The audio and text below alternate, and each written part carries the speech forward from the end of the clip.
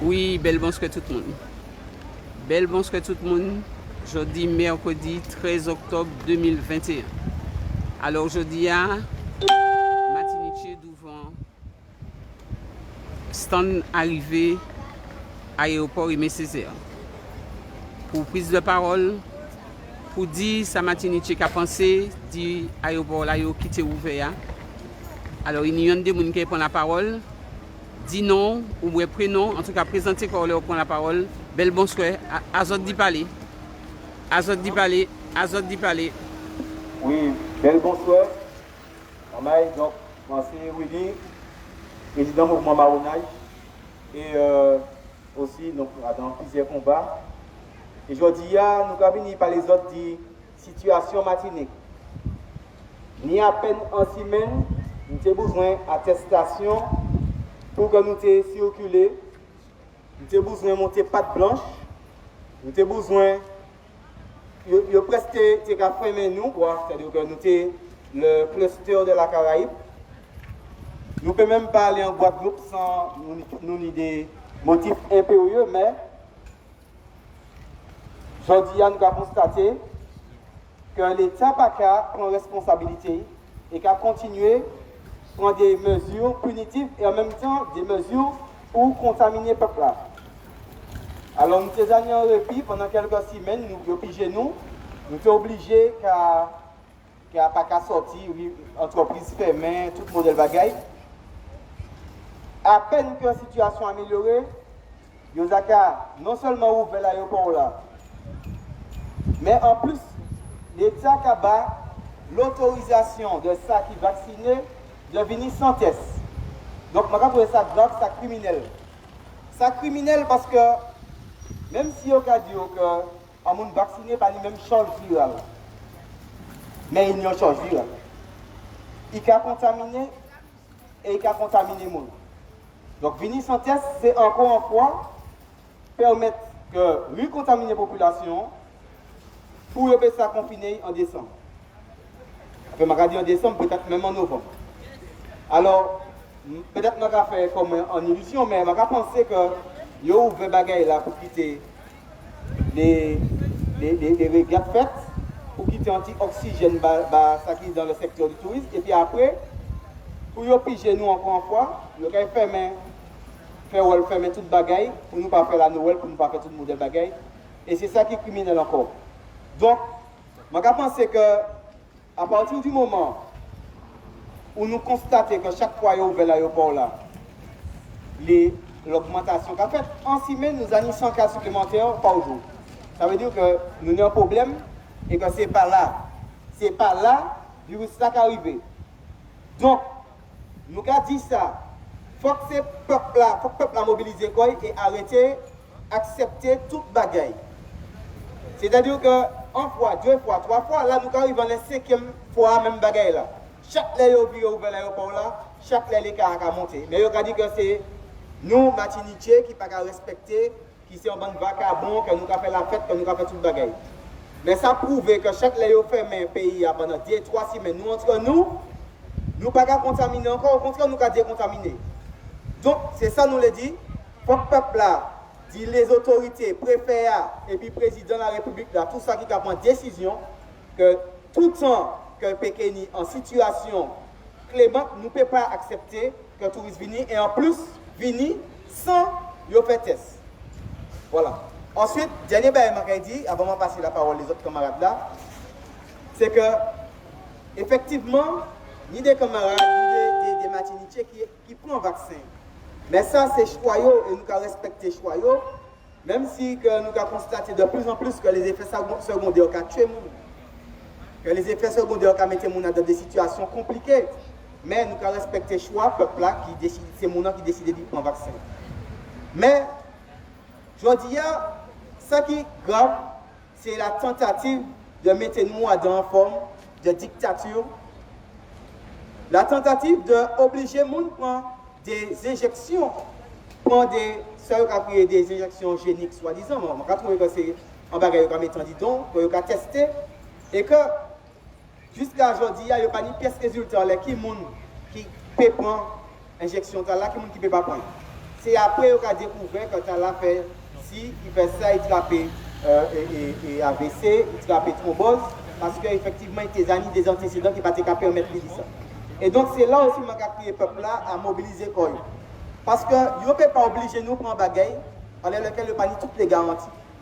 Surtout que, les gens qui prennent le vaccin, vous pouvez signer en décharge, et que même les gens qui arrivent, après, la famille ne peut pas aller retourner qui que ce soit, puisque vous déchargez, c'est mon qui bon injection. Donc, je ne peux pas faire une campagne contre X, Y, ça qui les prend, mais c'est bien, je l'ai dit, c'est que c'est mon qui va les prendre, mobiliser de plus en plus, parce qu'après, il y a trop tard. Merci, maman. Oui, alors, marronnage, c'est ça, Willy? Oui, marronnage. Voilà, marronnage, Willy, qui finit prendre la parole. Donc, après Willy, il y a zéro chlordécone, zéro poison. Sophia. Oui. Alors, bonsoir à tous ceux qui nous écoutent. Alors, moi, je vais faire, par rapport à ce que disait Willy, je vais faire simplement un retour en 2020. En 2020, quand la pandémie s'est déclarée en France, ici il n'y avait encore rien, quand nous avons compris que ça allait dépasser les frontières, en Martinique, les militants, les Martiniquais, les Martiniquaises se sont mobilisés pour aller sur le port, pour aller à l'aéroport. Nous sommes mobilisés chez le préfet également sur la route de Didier pour exiger la fermeture des frontières. Et nous nous sommes mobilisés ici à l'aéroport également. Alors, cette mobilisation a fait en grande partie que la Martinique a été épargnée par rapport au virus en 2020.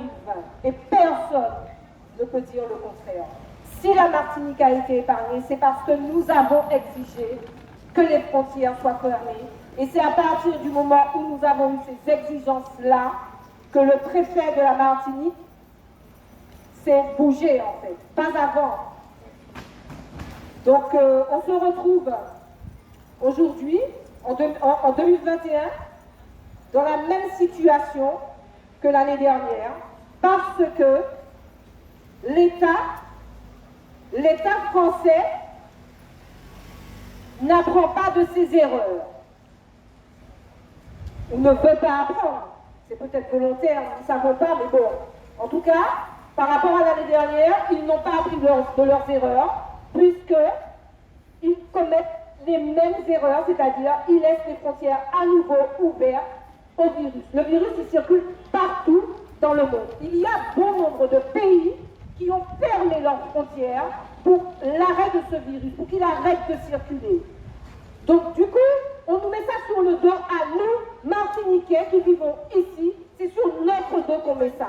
D'accord? Mais pas sur le fait que les frontières soient ouvertes et qu'on laisse le virus circuler partout. Donc ça, c'est inadmissible pour nous.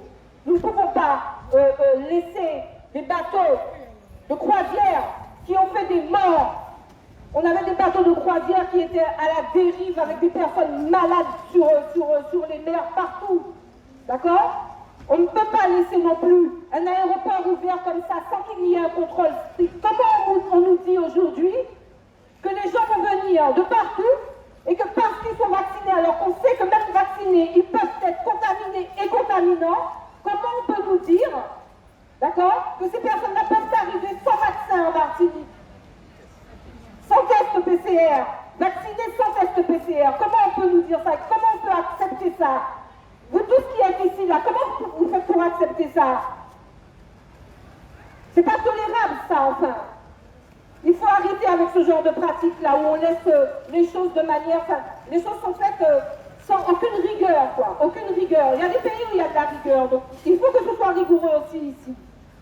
Et ce que je veux dire, c'est qu'on nous dit que quand on va fermer les frontières, que l'économie du pays va prendre un coup. Alors je crois que déjà les économies de tous les pays ont déjà pris un coup avec cette pandémie, d'une part.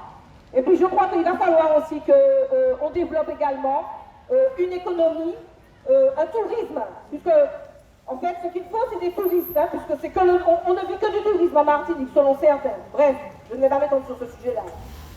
Mais en tout cas, le tourisme local ça se développe, d'accord? Ça se développe. Donc le temps, en tout cas, que cette pandémie, que ce virus circule partout dans le monde, les gens n'ont qu'à rester chez eux. Les gens n'ont qu'à rester chez eux. Chacun peut voyager chez eux. On est en France. C'est pas, la France est très grande, ok? Vous pouvez voyager où vous voulez, d'accord? Nous, en Martinique, on va faire vivre l'économie de notre pays. Il faut développer le tourisme local. D'ailleurs, la CMT, le Comité martiniquais du tourisme, l'année dernière, en 2020, avait évoqué, effectivement, de développer le tourisme local. Mais rien n'a bougé, d'accord? Donc, nous appelons la CMT à faire en sorte que ce tourisme local, qu'on l'organise chez nous le temps de la pandémie, que ce virus arrête de circuler. D'accord? Organisons ça chez nous. Ça, c'est la première chose. C'est une solution en réalité. Les solutions, elles existent pour que ce virus arrête de circuler. Les solutions, elles existent. C'est une volonté en fait. Et puis c'est une volonté politique également. Donc nous appelons les élus aussi à se manifester. On a des élus qui se un élu, un maire, et puis un député qui se manifeste par rapport à cette problématique-là. Un maire, le maire du Grand Monde, qu'on encourage et qu'on salue, parce que on a voulu, la préfecture a voulu l'empêcher de faire une manifestation où il était question de pharmacopée locale. En tout cas, et a voulu envoyer les flics pour arrêter la manifestation. Donc il a résisté à ça. Donc nous appelons effectivement à la résistance et puis nous demandons aux élus de se manifester dans cette crise sanitaire et à la CMT d'organiser, que ce soit en Martinique ou même en France, parce qu'on va nous dire effectivement qu'il y a des Martiniquais qui doivent rentrer dans leur famille. Nous en sommes conscients, mais organisez ça depuis la France aussi. Les Martiniquais qui veulent rentrer dans leur famille, organisez ça, organisez-vous. Par contre, le touriste qui se balade partout dans le monde, non, on arrête avec ça pendant un moment, ok? On arrête. Vous n'allez pas mourir si vous ne voyagez pas. Qu'est-ce que c'est que ça? Comme si le voyage c'était quelque chose de vital. Non. Non. Bon, ok. Donc il faut arrêter avec ça et il faut interpeller la CMT. Merci. Sophia, directeur d'école, zéro poison. Alors, Martinique libre. Bonsoir tout le monde. J'ai un premier message pour les touristes qui arrivent dans mon pays, pour leur dire sans haine, sans aucune animosité, restez ou rentrez chez vous. On nous a dit qu'on était très malade ici en Martinique et que pour cette raison, nous ne pouvions même plus aller à la plage. Nous ne pouvions plus sortir de chez nous tellement nous étions contagieux, malades dans cette Martinique. Nous sommes obligés de rentrer chez nous à 19h30 parce que nous sommes contagieux, nous sommes malades. Rentrez chez vous. Virez aller, partez. Parce que d'une part, nous allons vous contaminer puisque nous sommes contaminants, nous sommes contagieux. Alors partez vite, sinon vous serez contaminés. Puisque même vacciné, vous pouvez l'attraper. Donc rentrez vite chez vous, c'est un conseil d'amis. En même temps, vous allez nous protéger puisque vacciné, vous êtes contagieux. Merci dans tous les cas de rentrer chez vous, chers touristes.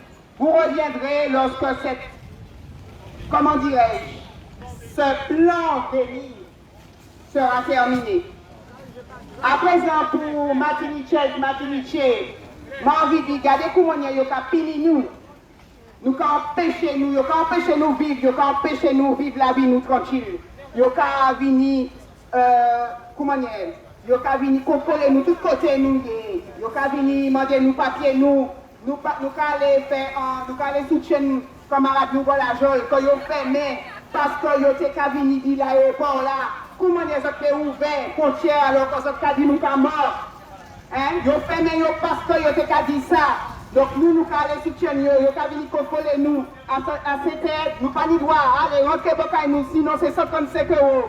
Et puis, il dit dans le même ballon, moun kani, parce que yo pitché, parce que yo prend pitché, yo kani pour avion, yo pas rentrer ici, yo aller koyolé, yo aller la koyolé.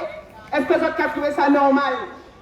Il y a un temps pour nous comprendre, pour nous ouvrir nous, l'esprit nous, pour nous comprendre que c'est un vagabondage qui est allé là et que nous avons foutu pas mal de chez nous.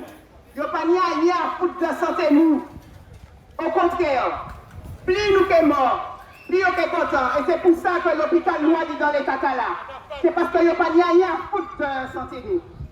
Touristes, rentrez chez vous. Martinique, levez, vous pouvez arrêter la fête et tout.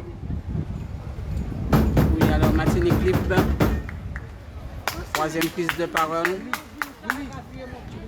Et puis donc,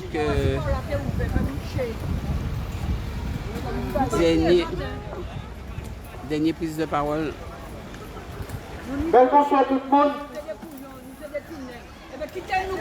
La Cour suprême des États-Unis finit de déclarer qu'il a rejeté le terme vaccin à injection tala. La Cour suprême des États-Unis finit de déclarer qu'il a rejeté le fait que pour qu'il injection tala vaccin et il a recommandé mon papa. Allez, si nous ne parlons pas, allez la Cour suprême des États-Unis finit ça. Allez, si nous ne parlons pas. Donc ça c'est la première information. Deuxième information, il n'y a pas de pièce problème pour nous voyager si on a accepté de soigner depuis le départ. Il y a des protocoles de soins que ont rejeté pour le business de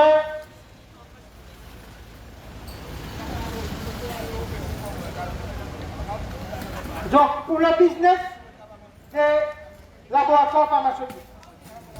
Alors, je vais vous dire, avant l'homme et tout le monde peut comprendre.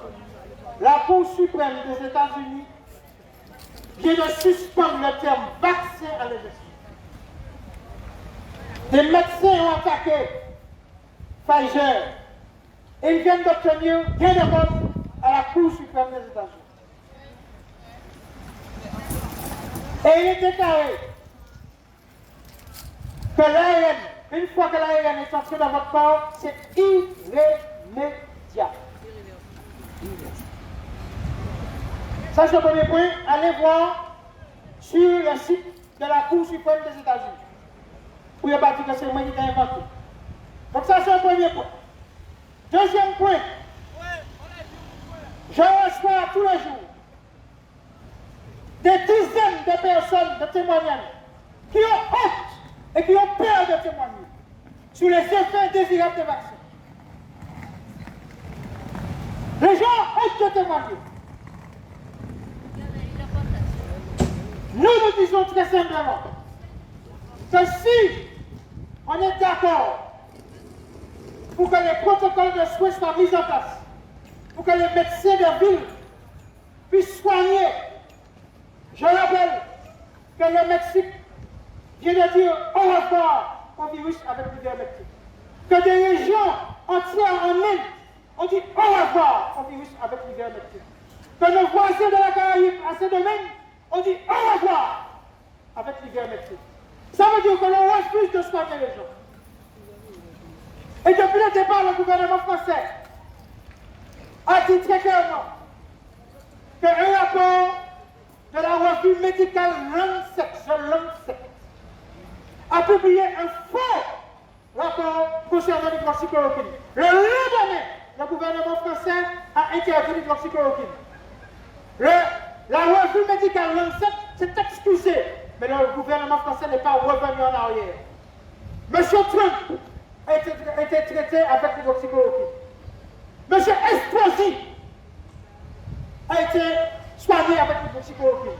Et bien d'autres chefs d'État et de députés du monde entier, par le docteur Zelenko, ont été traités avec l'hydroxychloroquine.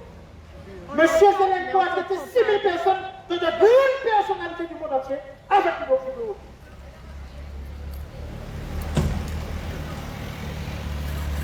semble-t-il que des médecins et des personnels soignants refusent de se faire piquer par cette injection. Alors qu'ils sont plus proches, ils sont plus près de cette maladie. Qu'est-ce qui fait? Qu'est-ce qui fait que le personnel soignant, à plus de 70%, refuse de prendre cette injection en Martinique et en Guadeloupe? Qu'est-ce qui fait que plus de 70% des pompiers qui ont transporté les gens, qui transportent encore les gens, qui transportent encore des vaccinés? Nous sommes en contact, nous avons tous des parents qui sont sapeurs-pompiers et les volontaires. Nous avons les témoignages.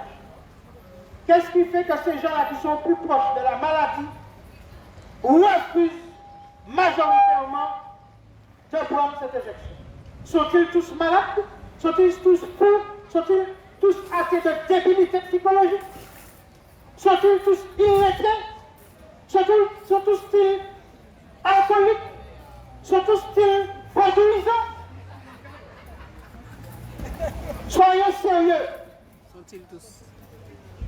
Nous savons que le virus ne prend pas la mer par les poissons, ni l'air par les pigeons. Il y a un nouveau variant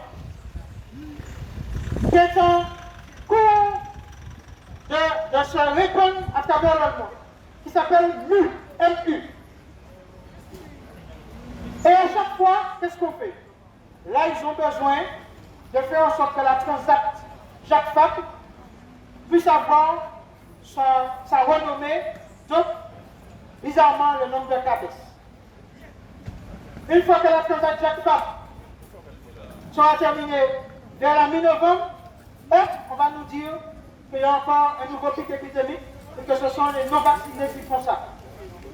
Je rappelle que nous étions entre nous non-vaccinés. Il y avait très peu de cas.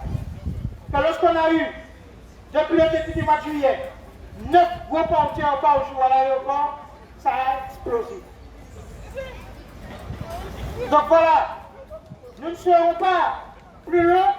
Ce que nous avons à dire, c'est que soit on dit la vérité, on met les cartes sur la table, et puis on se dit, voilà cette maladie, qu'on peut la soigner et qu'on peut la traiter. Donc tout le monde peut avoir ses activités normales. Tout le monde, sans exception, soit on respecte ce que le droit européen, leur droit, a déclaré en janvier 2021 que l'obligation vaccinale ne peut pas être obligatoire. Il ne peut pas y avoir d'obligation vaccinale.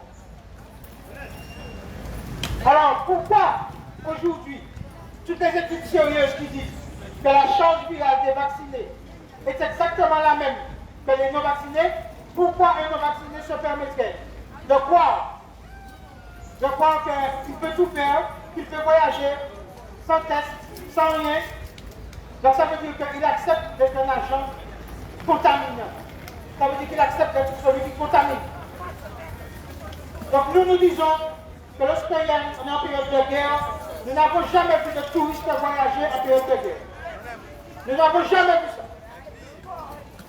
Oui, il y a des points de l'économie qui seront sacrifiés. Nos restaurateurs sont déjà sacrifiés. Nos artisans sont déjà sacrifiés. Etc. Aujourd'hui, nos enfants, on sait très bien que les enfants développent ce qu'on appelle la glutation. Et qu'ils en produisent plus que nous les adultes. Et c'est pour ça que la maladie ne les atteint pas. Quasiment pas. Aujourd'hui, il y a une explosion de myocardie. C'est-à-dire d'enfants qui ont des problèmes de cœur subitement. Ils n'avaient aucun antécédent parce qu'ils ont été piqués par cette injection. Nous avons un dérèglement des menstruations chez les femmes. Nous avons un pathologiste américain qui a démontré l'inflammation des organes vitaux par cette injection. Et puis, je termine là-dessus, il y a des gens qui se surveillent pendant 15 jours. On vous dit, lorsque vous prenez une injection, il faut surveiller votre coagulation sanguine pendant 15 jours.